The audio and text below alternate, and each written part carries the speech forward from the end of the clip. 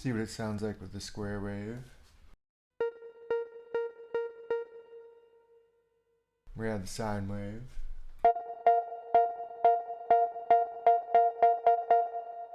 There you go.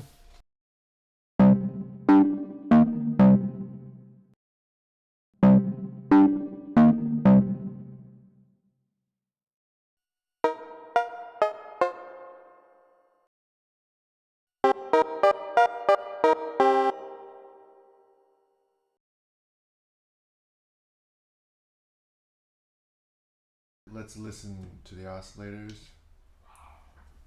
First, here's oscillator 2.